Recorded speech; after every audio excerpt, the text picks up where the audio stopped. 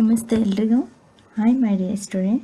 C first ಕ್ಲಾಸಲ್ಲಿ ನಾವು moments of earth plates ಇದ್ರ ಬಗ್ಗೆ ಡಿಸ್ಕಸ್ ಮಾಡಿದ್ವಿ. See next,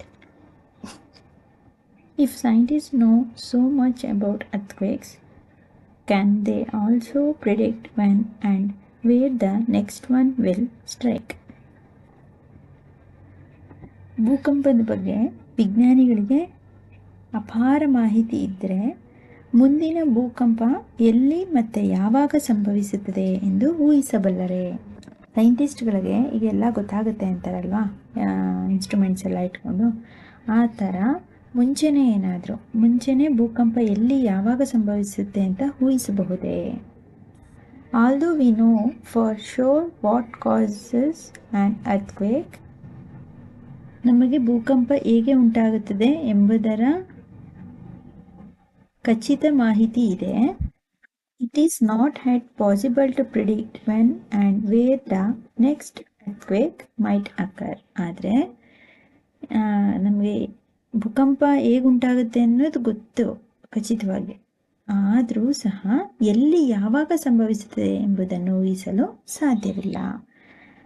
it is not yet possible to predict when and where the next earthquake might occur. ಅರ್ಥ ಆಯ್ತಾ? ನಮಗೆ ಭೂಕಂಪ ಹೇಗಾಗುತ್ತೆ ಅನ್ನೋದು ಗೊತ್ತಿದೆ ಯಾವ ರೀತಿ ಅಂತ, ಆದರೆ ನೆಕ್ಸ್ಟ್ ಎಲ್ಲಿ ಯಾವಾಗ ಆಗುತ್ತೆ ಅನ್ನೋದನ್ನು ತಿಳಿಸೋದಕ್ಕೆ ಆಗಲ್ಲ, ಊಹಿಸೋಕ್ಕೆ ಸಾಧ್ಯ ಇಲ್ಲ. I read somewhere that underground explosions could also cause tremors.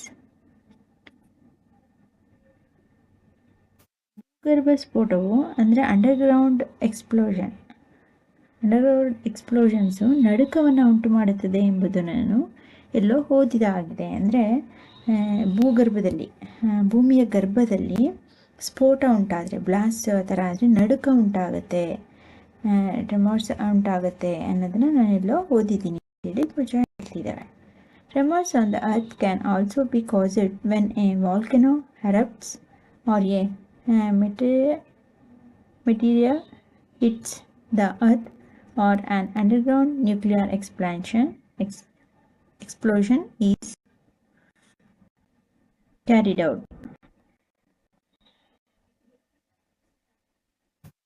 ಜ್ವಾಲಾಮುಖಿ ಸ್ಫೋಟದಿಂದಲೂ ಅಂದರೆ tremor on the earth can also be caused when a volcano erupts or a meteor hits the earth.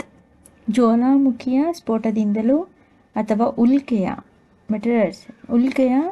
ಭೂಮಿಗೆ ಅಪ್ಪಳಿಸುವುದರಿಂದಲೂ ಅಥವಾ ಒಳಭಾಗದಲ್ಲಿ ಪರಮಾಣು ಸ್ಫೋಟ, ಭೂಮಿಯ ಒಳಭಾಗದಲ್ಲಿ ಏನಾದರೂ ಅಂಡರ್ಗ್ರೌಂಡ್ ನ್ಯೂಕ್ಲಿಯರ್ ಎಕ್ಸ್ಪ್ಯಾನ್ಷನ್, ಭೂಮಿಯ ಒಳಭಾಗದಲ್ಲಿ ನ್ಯೂಕ್ಲಿಯರ್ ಎಕ್ಸ್ಪ್ಯಾನ್ಷನ್ ಸ್ಫೋಟ, ಪರಮಾಣು ಸ್ಫೋಟಗೊಂಡಾಗಲೂ ಭೂಮಿಯ ಮೇಲೆ ನಡುಕ ಉಂಟಾಗುತ್ತದೆ. ಅಂದರೆ ನ್ಯೂಕ್ಲಿಯರ್ ಎಕ್ಸ್ಪ್ಯಾನ್ಷನ್ ಆದಾಗ, ಉಲ್ಕೆಯು ಭೂಮಿಗೆ ಅಪ್ಪಳಿಸಿದಾಗ ಮತ್ತು ಜ್ವಾಲಾಮುಖಿ ಉಂಟಾದಾಗಲೂ ಸಹ ಭೂಮಿಯಲ್ಲಿ ನಡುಕ ಉಂಟಾಗುತ್ತದೆ. However most earthquakes are caused by the movement of earth's plates. ಆದರೆ ಹೆಚ್ಚು ಪ್ರಮಾಣದ ಭೂಕಂಪಗಳು ಭೂತಟ್ಟೆಗಳ ಚಲನೆಯಿಂದ ಉಂಟಾಗುತ್ತದೆ. ಎಸ್ಟರ್ಡೇ ಡಿಸ್ಕಸ್ ಮಾಡಿದ್ವಿ ಅಲ್ವಾ, ಅರ್ತ್ ಕ್ರಸ್ಟ್ ಮೇಲೆ, ಈ ಅರ್ತ್ ಕ್ರಸ್ಟ್ ಯಾವುದರಿಂದ ಆಗಿದೆ? ಪ್ಲೇಟ್ಸಿಂದ ಆಗಿದೆ, ಅರ್ತ್ ಪ್ಲೇಟ್ಸಿಂದ. ಈ ಅರ್ತ್ ಪ್ಲೇಟ್ಸು ಒಂದಕ್ಕೊಂದು ಡಿಕ್ಕಿ ಹೊಡೆದಾಗ, ಒಂದಕ್ಕೊಂದು ಟಚ್ ಆದಾಗ, ಕೊಲಾಯ್ಡ್ಸ್ ಆದಾಗ, ಉಜ್ಜಿದಾಗ ಭೂಕಂಪ ಉಂಟಾಗುತ್ತೆ ಅಂತ. ಆದರೆ most earthquakes caused by the movement of earth plates, ಭೂತಟ್ಟೆಗಳು, ಈ ರೀತಿ ಪ್ಲೇಟ್ಸ್ ಇದೆಯಲ್ಲ, ಈ ಭೂತಟ್ಟೆಗಳು ಚಲನೆಯಿಂದ, ಅವು ಮೂವಿಂಗಲ್ಲಿರುತ್ತೆ, ಯಾವಾಗಲೂ ರನ್ನಿಂಗಲ್ಲಿರುತ್ತೆ ಈ ಭೂತಟ್ಟೆಗಳು. ಆಯಿತಾ? ಈ ರನ್ನಿಂಗಲ್ಲಿದ್ದಾಗ ಅವಕ್ಕೆ ಡಿಕ್ಕಿ ಹೊಡೆದಾಗ ಅದರಿಂದ ಉಂಟಾಗುವಂಥದ್ದೇ ಈ ಭೂಕಂಪಗಳು ಜಾಸ್ತಿ. ಭೂಕಂಪ ಸಾಮಾನ್ಯವಾಗಿ ಭೂತಟ್ಟೆಗಳ ಚಲನೆಯಿಂದ ಉಂಟಾಗುತ್ತದೆ. Since earthquakes are caused by the movements of plates, ಹಾಗಾಗಿ ಭೂಕಂಪವು ಹೆಚ್ಚಿನ ಪ್ರಮಾಣದಲ್ಲಿ ಭೂತಟ್ಟೆಗಳ ಚಲನೆಯಿಂದ ಉಂಟಾಗುತ್ತದೆ. The boundaries of the plates are the weak zones where earthquakes are more likely to occur. ಭೂತಟ್ಟೆಯ ಗಡಿಭಾಗಗಳು, ಭೂತಟ್ಟೆಗಳಿರುತ್ತಲ್ಲ ಇವು, ಇದರ ಗಡಿಭಾಗ ಎಡ್ಜಸ್ಸು ಗಡಿಭಾಗಗಳು ದುರ್ಬಲ ವಲಯ ಅಂದರೆ ವೀಕ್ ಝೋನುಗಳಾಗಿದ್ದು ಅವುಗಳ ಅಂದರೆ ಎಡ್ಜಸ್ಗಳು, ಇವುಗಳ ತುದಿಗಳಿದೆಯಲ್ಲ, ಇವು ವೀಕ್ ಝೋನ್ ಅಂತೆ, ತುಂಬ ದುರ್ಬಲವಾಗಿದ್ದು ಅವುಗಳ ಚಲನೆಯಿಂದ ಭೂಕಂಪದ ಸಂಭವನೀಯತೆ ಉಂಟಾಗುತ್ತದೆ. ಅಂದರೆ ಅರ್ತ್ ಪ್ಲೇಟ್ಸ್ದು ಎಡ್ಜಸ್ ಏನು ತುದಿಗಳಿದೆ ಇವುಗಳು ತುಂಬ ವೀಕ್ ಇರುತ್ತಂತೆ. Weak zone where the earthquakes are more likely to be occur. ಈ ವೀಕ್ ಝೋನ್ ತುಂಬ ದುರ್ಬಲ ವಲಯಗಳಾಗಿರೋದ್ರಿಂದ ಅವುಗಳು ಚಲಿಸುವಾಗ ಅವುಗಳ ಚಲನೆಯಿಂದ ಭೂಕಂಪ ಉಂಟಾಗುತ್ತೆ. The weak zones are also known as seismic or fault zones. ಈ ವಲಯಗಳನ್ನು ಸೆಸ್ಮಿಕ್ ಅಂದರೆ ಭೂಕಂಪ ಅಥವಾ ನ್ಯೂನತಾ ವಲಯಗಳು ಎಂದು ಕರೆಯುತ್ತಾರೆ. ಸೆಸ್ಮಿಕ್ ಆರ್ ಫಾಲ್ಟ್ ಝೋನ್ಸ್ ಅಂದರೆ ಏನು? The boundaries of the plates or weak zones where earthquakes are more likely to be occur. The weak zones are known as a seismic or flat zone. ಭೂತಟ್ಟೆಗಳ ಗಡಿಭಾಗಗಳ ದುರ್ಬಲವಾಗಿದ್ದು ಅವುಗಳ ಚಲನೆಯಿಂದ ಭೂಕಂಪ ಸಂಭವನೀಯತೆ ಹೆಚ್ಚು ಉಂಟಾಗುತ್ತದೆ. ಈ ರೀತಿಯ ದುರ್ಬಲ ವಲಯಗಳನ್ನೇ ನಾವು ಸೆಸ್ಮಿಕ್ ಅಥವಾ ಫಾಲ್ಟ್ ಝೋನ್ಸ್, ನ್ಯೂನತಾ ವಲಯ ಎಂದು ಕರೆಯುತ್ತಾರೆ. In India the areas most threatened are Kashmir, Western and Central Himalayas, the whole of the northeast, Rana of Kutch, Rajasthan and the Gangetic Plain. Some areas of the North India also fall in the danger zone. ಅಲ್ಲದೆ ಏನು, ಭಾರತದಲ್ಲಿ ಭಯಭೀತಿಯನ್ನು ಉಂಟು ಮಾಡುವಂತಹ ಪ್ರದೇಶಗಳೆಂದರೆ, ಅಂದರೆ ಭೂಕಂಪದಿಂದ ಭಯಕ್ಕೆ ಒಳಗಾಗುವ ಪ್ರದೇಶಗಳು ಯಾವುದ್ಯಾವುದು ಅಂದರೆ ಕಾಶ್ಮೀರ್, ಇಂಡಿಯಾದಲ್ಲಿ ಭಾರತದಲ್ಲಿ Kashmir, western and central Himalayas, ಪಶ್ಚಿಮ ಮತ್ತು ಮಧ್ಯ Himalaya, and the whole of the north east Rann of Kutch, ಪೂರ್ಣ ಪ್ರಮಾಣದ ಈಶಾನ್ಯ ಭಾಗಗಳಾದ ಕಚ್ನ ರಾಣಾ ಪ್ರದೇಶ. Some areas of the south India also fall in danger zone. ಅದಲ್ಲದೆ ರಾಜಸ್ಥಾನ ಮತ್ತು ಭಾರತದ ಗಂಗಾ ನದಿ ಬಯಲು ಪ್ರದೇಶ ಅಲ್ಲದೆ ಇಂಡಿಯಾದ ಇಂಡಿಯಾದ ದಕ್ಷಿಣ ಭಾರತದ ಕೆಲವು ಪ್ರದೇಶಗಳು ಸಹ ಅಪಾಯ ವಲಯಗಳಾಗಿವೆ. ಆಯಿತಾ? ರಾಜಸ್ಥಾನ, ಇಂಡೋ ಗ್ಯಾಂಗ್ಸ್ಟಿಕ್ ಪ್ಲೇನು, ಗಂಗಾ ವಲಯ ಬಯಲು ಪ್ರದೇಶ. Some areas of the south India, ದಕ್ಷಿಣ ಭಾರತದ ಕೆಲವು ಪ್ರದೇಶಗಳು ಸಹ ಡೇಂಜರ್ ಝೋನ್, ಅಪಾಯದ ವಲಯಗಳಾಗಿವೆ ಭೂಕಂಪದಲ್ಲಿ. ನೋಡಿ ಕೊಟ್ಟಿದ್ದಾರೆ ಯಾವ್ಯಾವುದು. Movements of the Indian earth plates, Bharat ಭೂತಟ್ಟೆಗಳ ಚಲನೆ. ಭಾರತದಲ್ಲಿ ಅಂದರೆ ಈ ಭೂತಟ್ಟೆಗಳು ಅರ್ತ್ ಪ್ಲೇಟ್ಸ್ ಎಲ್ಲೆಲ್ಲಿ ಮೂಮೆಂಟ್ ಆಗ್ತಿರುತ್ತೆ, ಚಲಿಸ್ತಿರುತ್ತೆ, ಚಲನೆ ಜಾಸ್ತಿ ಆಗ್ತಿರುತ್ತೆ ಅಂದರೆ ಯುರೇಷಿಯನ್ ಪ್ಲೇಟ್, ಯುರೇಷಿಯನ್ ಪ್ರಸ್ಥಭೂಮಿಯಲ್ಲಿ, ಟಿಬೇಟಿನ ಪ್ರಸ್ಥಭೂಮಿಯಲ್ಲಿ, ಹಿಮಾಲಯದಲ್ಲಿ, ಮೌಂಟ್ ಎವರೆಸ್ಟ್ನಲ್ಲಿ, ಆ್ಯಂಡ್ ಗಂಗಾಸ್ ಪ್ಲೇನ್ ಅಲ್ಲದೆ ಗಂಗಾ ಬಯಲು ಪ್ರದೇಶದಲ್ಲಿ, ಇಂಡಿಯನ್ ಪ್ಲೇಟ್, ಇಂಡಿಯನ್ ಪ್ರಸ್ಥಭೂಮಿ, ಇಷ್ಟು ಪ್ರದೇಶಗಳು ಸಹ ಭೂತಟ್ಟೆಗಳು ಚಲನೆಯಲ್ಲಿ ಇರುತ್ತೆ. The power of an earthquake is expressed in terms of magnitude on a scale called the Richter's scale. ಭೂಕಂಪದ ಸಾಮರ್ಥ್ಯದ ಪರಿಣಾಮವನ್ನು, ಅಂದರೆ ಭೂಕಂಪ ಅದರ ಸಾಮರ್ಥ್ಯ ಎಷ್ಟಿದೆ ಅದರ ಪರಿಮಾಣವನ್ನು ರಿಕ್ಟರ್ ಅಳತೆ ಮಾಪನದಲ್ಲಿ ಅಳೆಯಲಾಗುತ್ತದೆ. ದ ಪವರ್ ಆಫ್ ಅನ್ ಅರ್ಥ್ಕ್ವೇಕ್, ಭೂಕಂಪದ ಸಾಮರ್ಥ್ಯ ಎಷ್ಟು, is expressed in terms of A magnitude on A scale called Richard scale. ಭೂಕಂಪದ ಸಾಮರ್ಥ್ಯ ಅಂದರೆ ಎಷ್ಟು ಭೂಕಂಪ ಅಂದರೆ ಅದರ ಸಾಮರ್ಥ್ಯ ಎಷ್ಟು, ತುಂಬ ದೊಡ್ಡದಾಗಿ ಭೂಕಂಪ ಆಗುತ್ತೋ ಅಥವಾ ಕಡಿಮೆ ಪ್ರಮಾಣದಲ್ಲಾಗುತ್ತೋ, ಸ್ವಲ್ಪ ಮಾತ್ರ ಭೂಮಿ ಶೇಕ್ ಆಗುತ್ತೋ, ಈ ರೀತಿ ಅದರ ಸಾಮರ್ಥ್ಯವನ್ನು ತಿಳಿದುಕೊಳ್ಳೋದಕ್ಕೆ ಇರುವಂಥ ಒಂದು ಅಳತೆ ಮಾಪನವನ್ನು ರಿಕ್ಟರ್ ಮಾಪನ, ಯಾವುದರಲ್ಲಿ ರಿಚರ್ಡ್ ಸ್ಕೇಲ್, ರಿಕ್ಟರ್ ಎಂಬ ಅಳತೆ ಮಾಪನದಲ್ಲಿ ಅಳೆಯಲಾಗುತ್ತದೆ. Really destructive ಅರ್ಥ್ಕ್ವೇಕ್ಸ್ have magnitudes higher than 7 on the Richter scale.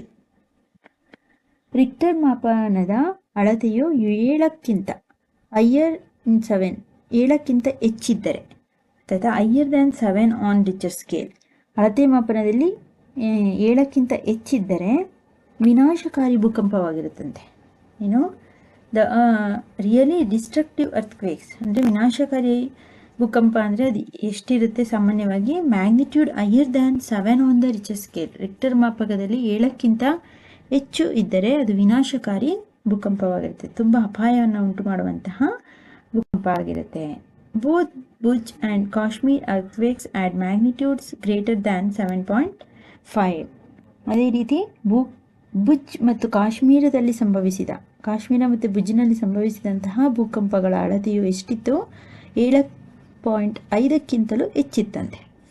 7.5ಗಿಂತಲೂ ಅಧಿಕವಾದಂತಹ ಭೂಕಂಪನವಾಗಿತ್ತು Bhuj ಮತ್ತು ಕಾಶ್ಮೀರದಲ್ಲಿ ನಡೆದಂತಹ ಭೂಕಂಪ. ಗೊತ್ತಾಯ್ತಾ?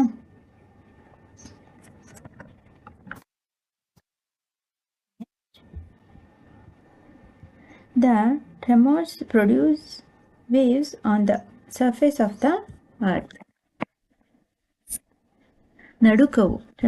ನಡುಕವು ಪ್ರೊಡ್ಯೂಸ್ ವೇವ್ಸ್, ಭೂಮಿಯ ಮೇಲ್ಮೈನಲ್ಲಿ ಅಲೆಗಳನ್ನು ಉಂಟು ಮಾಡುತ್ತದೆ. ಸರ್ಫೇಸ್ ಆಫ್ ದ ಅರ್ತ್ ಅಂದರೆ ಭೂಮಿಯ ಮೇಲ್ಭಾಗದಲ್ಲಿ ಈ ಟ್ರೆಮರ್ಸ್, ನಡುಕವು ಅಲೆಗಳನ್ನು ಉಂಟು ಮಾಡುತ್ತೆ. ಇಲ್ಲಿ ನೋಡಿ, ಇನ್ಸೈಡ್ ದ ಭೂಮಿಯ ಒಳಭಾಗ, ಇಲ್ಲಿ ಭೂಕಂಪನದ ಪಾಯಿಂಟ್ ಇದೆ. ಕೇಂದ್ರ ಸ್ಥಾನ ಅಂದರೆ ಎಪಿಸೆಂಟರ್, ಆದಿಕೇಂದ್ರ. ಅರ್ತ್ ಸರ್ಫೇಸ್, ಭೂಮಿಯ ಮೇಲ್ಭಾಗ. ಫೋಕಸ್, ನಾಭಿ. ಸೆಸ್ಮಿಕ್ ವೇವ್ಸ್, ಅಲೆಗಳು, ಭೂಕಂಪನದ ಅಲೆಗಳು ಹೇಗೆ ಅಂತೇಳಿ. These are called seismic waves. ಈ ಅಲೆಗಳೇ ಭೂಕಂಪ ಅಲೆಗಳು. ವಾಟ್ ಈಸ್ ಸೆಸ್ಮಿಕ್ ವೇವ್ಸ್ ಅಂದರೆ the tremors produce waves on the surface of the earth. ಭೂಮಿಯ ಮೇಲ್ಮೈನಲ್ಲಿ ಅಲೆಗಳನ್ನು ಉಂಟು ಮಾಡುವ ನಡುಕವನ್ನು ನಾವೇನಂತ ಕರಿತೀವಿ? ಆ ಅಲೆಗಳ ಭೂಕಂಪ, ಸಿಸ್ಮಿಕ್ ವೇವ್ಸ್, ಅಲೆಗಳ ಭೂಕಂಪ ಎಂದು ಕರೆಯಲಾಗುತ್ತದೆ. The waves R recorded by on instrument called the seismograph. ಈ ಅಲೆಗಳನ್ನು ಭೂಕಂಪ ಮಾಪಕ ಅಂದರೆ ಸಿಸ್ಮೋಗ್ರಾಫ್ ಎಂಬ ಉಪಕರಣದಲ್ಲಿ ದಾಖಲಿಸಲಾಗುತ್ತದೆ. ಈ ರೀತಿ ಅಲೆಗಳು ಉಂಟಾಗುತ್ತಲ್ಲ, ವೇವ್ಸ್, ಇದನ್ನು ಎಲ್ಲಿ ರೆಕಾರ್ಡ್ ಮಾಡಲಾಗುತ್ತೆ? The waves R recorded by on instrument. ಈ ಅಲೆಗಳು ಉಂಟಾಗುತ್ತಲ್ಲ, ಈ ಅಲೆಗಳನ್ನು ದಾಖಲಿಸುವಂತಹ ಉಪಕರಣ ಯಾವುದು? ಸಿಸ್ಮೋಗ್ರಾಫ್ ಎಂಬ ಉಪಕರಣದಲ್ಲಿ ಈ ಅಲೆಗಳ ದಾಖಲೆಯನ್ನು ದಾಖಲಿಸಲಾಗುತ್ತದೆ. ಗೊತ್ತಾಯ್ತಾ? The instrument is simply a vibrating rod or a pendulum. ಇದು ಸೆಸ್ಮೋಗ್ರಾಫ್ ಇದೆ ನೋಡಿ, ಎ ಟಿಪಿಕಲ್ ಸೆಸ್ಮೋಗ್ರಾಫ್ ರೆಕಾರ್ಡ್. ಯಾವ ರೀತಿ? ಸಿಂಪಲ್ ಇನ್ಸ್ಟ್ರೂಮೆಂಟ್, ಇದು ಸರಳ ಉಪಕರಣ. ಹೇಗಿದೆ ಅಂದರೆ, the instrument is simply vibrating rod or a pendulum. ಈ ಉಪಕರಣವು ಸರಳವಾಗಿದ್ದು ಒಂದು ಕಂಪಿಸುವ ಸರಳು ಅಥವಾ ಲೋಲಕವನ್ನು ಹೊಂದಿದೆಯಂತೆ. ಲೋಲಕ, ಪೆಂಡುಲಮ್. ಇಲ್ಲಿ ನೋಡಿ, ಇದು ಲೋಲಕ. ಈ ರೀತಿ ಪೆಂಡುಲಮ್ ಮತ್ತು ಒಂದು ರಾಡ್, ಇದು ರಾಡ್, ಇದನ್ನು ಹೊಂದಿರುತ್ತೆ. Which starts vibrating when tremors occurs. ಈ ಸರಳು ನಡುಕ ಉಂಟಾದಾಗ ಕಂಪಿಸುತ್ತದೆ. ಅರ್ಥ ಆಯ್ತಾ? ನಡುಕ, ಭೂಮಿಯಲ್ಲಿ ಕಂಪನ ಉಂಟಾಗುತ್ತಲ್ಲ, ಅದು ಸ್ಟಾರ್ಟ್ ಆದಾಗ ಇದೇನಾಗುತ್ತೆ? ವೈಬ್ರೇಟ್ ಆಗುತ್ತೆ. ವಿಚ್ ಸ್ಟಾರ್ಟ್ಸ್ ವೈಬ್ರೇಟಿಂಗ್, ಇದು ಕಂಪಿಸೋದು ಯಾವಾಗ? ನಡುಕ ಉಂಟಾದಾಗ. ಭೂಮಿಯಲ್ಲಿ ನಡುಕ ಯಾವಾಗ ಸ್ಟಾರ್ಟ್ ಆಗುತ್ತೆ? ಆಗ ಇದು ವೈಬ್ರೇಟಿಂಗ್ ಆಗೋದಕ್ಕೆ, ಕಂಪಿಸುವುದಕ್ಕೆ ಪ್ರಾರಂಭ ಮಾಡುತ್ತದೆ. A pen is attached to the vibrating system. Pen ಇಲ್ಲಿದೆ ನೋಡಿ, ಪೆನ್ನು, ಇದು ವೈಬ್ರೇಟಿಂಗ್ ಸಿಸ್ಟಮ್ಗೆ ಅಟ್ಯಾಚ್ ಆಗಿದೆ. ಈ ಕಂಪನ ವ್ಯವಸ್ಥೆಗೆ ಲೇಖನಿಯನ್ನು ಜೋಡಿಸಿದೆ. ಈ ವೈಬ್ರೇಟಿಂಗ್ ಆಗುತ್ತಲ್ಲ ಪೆಂಡುಲಮು, ಇದಕ್ಕೆ ಒಂದು ಪೆನ್ನನ್ನು ಈ ರೀತಿ ಜೋಡಿಸಲಾಗಿದೆ. The pen records the seismic waves on A paper which moves under it. ಈ ಲೇಖನಿಯು ಭೂಕಂಪದ ಅಲೆಗಳನ್ನು ಅದರ ಕೆಳಗೆ ಚಲಿಸುವ ಕಾಗದದ ಮೇಲೆ ದಾಖಲಿಸುತ್ತಂತೆ. ಈ ಪೆನ್ದು ಏನು ಕೆಲಸ ಅಂದರೆ, ಭೂಕಂಪದ ಅಲೆಗಳು ಇಲ್ಲಿ ಬರ್ತಿದೆ ನೋಡಿ, ಈ ಅಲೆಗಳು ಬರ್ತಿದೆಯಲ್ಲ, ಇದನ್ನು ಈ ಕೆಳಗಡೆ ಚಾರ್ಟ್ ಪೇಪರ್ ಇದೆಯಲ್ಲ, ಆ ಭೂಕಂಪದ ಅಲೆಗಳನ್ನು ಅದರ ಕೆಳಗಡೆ ಚಲಿಸುವ ಕಾಗದದ ಮೇಲೆ, ಇಲ್ಲಿ ಕೆಳಗಡೆ ಒಂದು ಕಾಗದ ಇಟ್ಟಿರ್ತಾರೆ, ಇದು ಚಲಿಸ್ತಾ ಇರುತ್ತೆ, ಈ ಕಾಗದದ ಮೇಲೆ ದಾಖಲಿಸಿ ಇಡುತ್ತೆ, ರೆಕಾರ್ಡ್ ಮಾಡಿ. By studying these waves scientists can construct a complete map of the earthquake. ಅಲ್ಲಿ ಆ ಪೇಪರ್ ಮೇಲೆ ಆ ಪೆನ್ನು ಎಲ್ಲ ಎಷ್ಟು ರೀತಿಯ ಅಲೆಗಳು, ಯಾವ ರೀತಿಯ ಅಲೆಗಳು, ವೇವ್ಸ್ ಉಂಟಾಗಿದೆ, ಅಲೆಗಳನ್ನು ಅದರ ಕೆಳಗೆ ದಾಖಲಿಸಿರುತ್ತಲ್ಲ, ಈ ಚಿತ್ರದಲ್ಲಿ ತೋರಿಸಿರೋ ಥರ ಇದನ್ನು ನೋಡಿಕೊಂಡು ಈ ಅಲೆಗಳನ್ನು ಅಧ್ಯಯನ ಮಾಡುವುದರಿಂದ ವಿಜ್ಞಾನಿಗಳು ಭೂಕಂಪದ ಸಂಪೂರ್ಣ ನಕ್ಷೆಯನ್ನು ರಚಿಸ್ತಾರಂತೆ. ಈ ಪೆನ್ನು ಆ ಅಲೆಗಳು, ವೇವ್ಸ್ ಯಾವ ರೀತಿ ಬಂದಿರುತ್ತೆ ಇದನ್ನು ಇಲ್ಲಿ ದಾಖಲು ಮಾಡಿರುತ್ತೆ. ಇದರ ಆಧಾರದ ಮೇಲೆ, ಈ ಪೇಪರಲ್ಲಿ ಇರ್ತಕ್ಕಂಥ ವೇವ್ಸ್ನ ಆಧಾರದ ಮೇಲೆ ವಿಜ್ಞಾನಿಗಳು ಏನು ಮಾಡ್ತಾರೆ, construct a complete map of the earthquake. ಅಂದರೆ ವಿಜ್ಞಾನಿಗಳು ಭೂಕಂಪದ ಸಂಪೂರ್ಣ ನಕ್ಷೆಯನ್ನು ಅವರು ರಚಿಸ್ಕೊಳ್ತಾರೆ ಆ ಒಂದು ವೇವ್ಸ್, ಅಲೆಗಳ ದಾಖಲೆಯಿಂದ. ಆಸ್ ಶೋನ್ ಇನ್ ಫಿಗರ್ 15.14 ಅಂದರೆ 12.14. ಇಲ್ಲಿ ಏನು ಚಿತ್ರದಲ್ಲಿ ಕೊಟ್ಟಿದ್ದಾರೆ, ಈ ರೀತಿ ಇಲ್ಲಿ ಕೊಟ್ಟಿದ್ದಾರೆ ನೋಡಿ. ಟಿಪಿಕಲ್ ಸೆಸ್ಮೋಗ್ರಾಫ್ ರೆಕಾರ್ಡ್ ಈ ರೀತಿ ಅವರು ಒಂದು ಮ್ಯಾಪನ್ನು ಹಾಕ್ಕೊಳ್ತಾರೆ 0 to ಎಲ್ಲಿ ಎಷ್ಟೆಷ್ಟು ಇಲ್ಲಿ ರೆಕಾರ್ಡ್ ಆಗಿದೆಯಲ್ಲ, ಈ ರೀತಿ ಮ್ಯಾಪನ್ನು ರಚಿಸ್ಕೊಳ್ತಾರೆ. They can also estimate its power to cause destruction. ಅದಲ್ಲದೆ ಭೂಕಂಪದ ಸಾಮರ್ಥ್ಯವನ್ನು ಸಹ ಅಳತೆ ಮಾಡುತ್ತಾರೆ. ಎಷ್ಟು ಭೂಕಂಪ ಆಗಿದೆ, they can also estimate the power to cause destruction. ಭೂಕಂಪದ ಸಾಮರ್ಥ್ಯ ಎಷ್ಟಿದೆ ಅಂತ ಸಹ ಅವರು ಅಳತೆ ಮಾಡೋರು. ಇಲ್ಲಿ ಗೊತ್ತಾಗ್ಬಿಡುತ್ತಲ್ಲ, ಎಷ್ಟಿದೆ, ಸ್ವಲ್ಪ ಕಡಿಮೆ ಇದೆ, ಅದರ ಸಾಮರ್ಥ್ಯ ಸ್ವಲ್ಪ ಇದೆ, ಇಲ್ಲ ಇನ್ನೂ ಸ್ವಲ್ಪ ಲೋ ಇದೆ. ಈ ರೀತಿ the power of destruction of earthquake, ಆ ಭೂಕಂಪದ ಸಾಮರ್ಥ್ಯವನ್ನು ಸಹ ಅಳತೆ ಮಾಡಿಕೊಳ್ಳುತ್ತಾರೆ. ಸೆಸ್ಮೋಗ್ರಾಫ್ ಇದು ಗೊತ್ತಾಯ್ತಾ student? The map of the earthquake. ಈ ರೀತಿ ಮ್ಯಾಪನ್ನು ಅರ್ಥ್ಕ್ವೇಕ್ದು ಅವರು ಒಂದು ಮ್ಯಾಪನ್ನು ರಚಿಸ್ಕೊಳ್ತಾರೆ. ಇದು ಮ್ಯಾಪು, ಇದು ಸೆಸ್ಮೋಗ್ರಾಫ್ದು ಒಂದು ಇನ್ಸ್ಟ್ರೂಮೆಂಟ್. ಈ ರೀತಿ ಒಂದು ಮ್ಯಾಪನ್ನು ಹಾಕ್ಕೊಳ್ತಾರೆ. ಇಷ್ಟರಲ್ಲಿ ನೆಕ್ಸ್ಟ್ ಕ್ಲಾಸಲ್ಲಿ ಕಂಟಿನ್ಯೂ ಮಾಡೋಣ. ಏನಾದ್ರು ಡೌಟ್ಸ್ ಇತ್ತು ಆಗಲಿಲ್ಲ ಅಂದರೆ ಅದನ್ನು ಡಿಸ್ಕ್ರಿಪ್ಷನ್ ಕಮೆಂಟ್ ಮಾಡಿ. ಆ್ಯಂಡ್ ಆದಷ್ಟು 2 or 3 ಟೈಮ್ ಟೆಕ್ಸ್ಟ್ ಬುಕ್ನ ಓದಿ, ಆಡಿಯೋನ ಕೇಳಿಸ್ಕೊಂಡು, ಆ್ಯಂಡ್ ಹೋಮ್ವರ್ಕ್ ಕ್ವಶನ್ಸ್ಗೆ ನೀವೇ ಆನ್ಸರ್ ಮಾಡೋಕ್ಕೆ ಟ್ರೈ ಮಾಡಿ. ವಿತಿನ್ ಹೋಮ್ವರ್ಕ್ ಕ್ವಶನ್ಸ್ನ ತಗೊಳ್ಳಿ.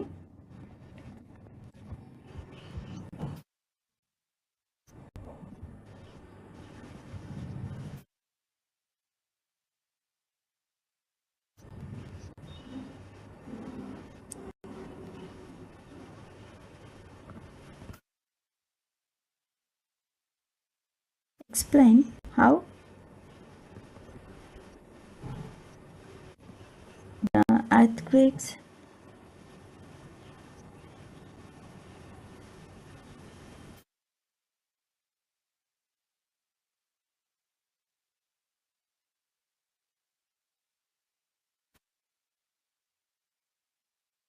occur in tremors.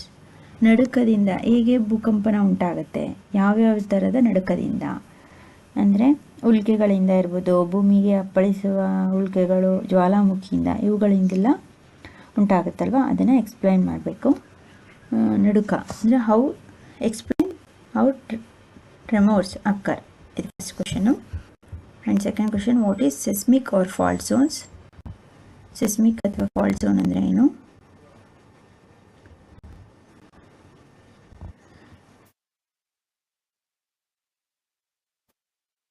List the danger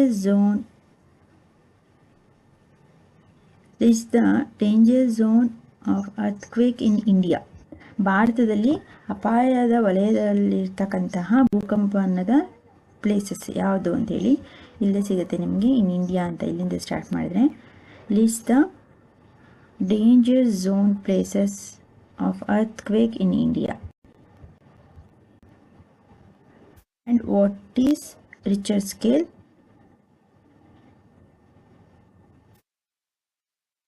How to detect the Richter scale in power of earthquake. ಹೇಗೆ ಡಿಟೆಕ್ಟ್ ಮಾಡ್ತಾರೆ ಪವರ್ ಆಫ್ ಅರ್ಥ್ಕ್ವೇಕ್ನ ರಿಚರ್ ಸ್ಕೇಲಲ್ಲಿ ಎಕ್ಸ್ಪ್ಲೈನ್ ಮಾಡಿ. What is seismograph? ಎಕ್ಸ್ಪ್ಲೈನ್, ಇದು ವಾಟ್ ಈಸ್ ಸೆಸ್ಮೋಗ್ರಾಫ್ ಅಷ್ಟೇ. And next question, explain how the seismograph work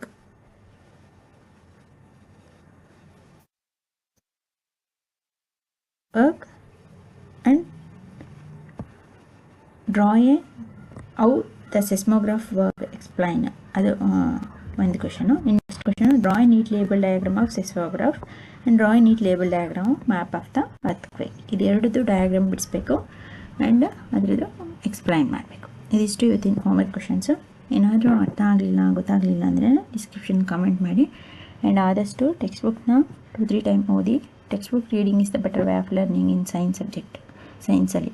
ಹಾಗಾಗಿ and ಆದಷ್ಟು ನಿಮ್ಮ ಎಲ್ಲ ಫ್ರೆಂಡ್ಸ್ಗಳು ಇಂಗ್ಲೀಷ್ ಮೀಡಿಯಮ್, ಕನ್ನಡ ಮೀಡಿಯಮ್ ಇದ್ದರು ಅವ್ರುಗಳಿಗೆ ವೀಡಿಯೋಸ್ನ ಶೇರ್ ಮಾಡಿ, ಅವರು ಈಸಿಯಾಗಿ ಅರ್ಥ ಮಾಡ್ಕೊಂಡು ಕಲ್ತ್ಕೊಳ್ಳಿ. ಆಯಿತಾ? Okay my dear student, thank you.